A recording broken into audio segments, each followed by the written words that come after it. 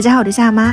今天做了一点辣味河蒸，五谷丰登，寓意很好，而且也不需要什么厨艺，基本上就是摆一摆蒸一蒸就能搞定。过年你们可以去试一下，特别的轻松。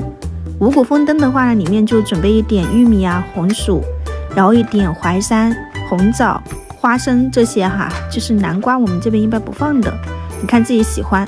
里面的花生我是用盐水提前煮熟了，然后再上锅一起蒸，大火蒸上20-30分钟。然后这边的辣味河蒸，就自己家里面腌的腊鱼、腊肉啊，然后腊肠这一些，你就给它切成片。我的腊肉是烟熏腊肉，猪耳朵也是，就提前给它煮了一下，去掉多余的盐分，清洗干净，再切成片。盘子底下你可以铺上一点香干，或者是泡好的这种干笋，铺在底下就是吸饱那种油脂，就特别的香。煮个摆上去就搞定了，这些都是有味道的，所以也不需要你怎么去调味道，基本上就是这样原味蒸出来，你后面配上一个蘸水就搞定了，很简单的一个辣味河蒸。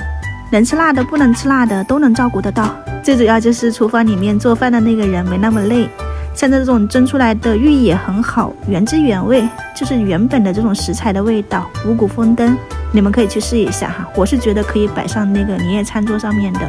有时候不吃米饭的朋友，你可以备上一点这种的。然后辣味河蒸我也是蒸了有20-30分钟，配上辣椒面。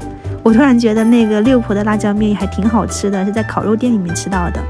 然后蘸水就是一些葱姜蒜，然后一点生抽、香醋、辣椒油，给它们搅匀。干湿2种蘸水随意搭配，你可以直接撒上去或者是淋上去。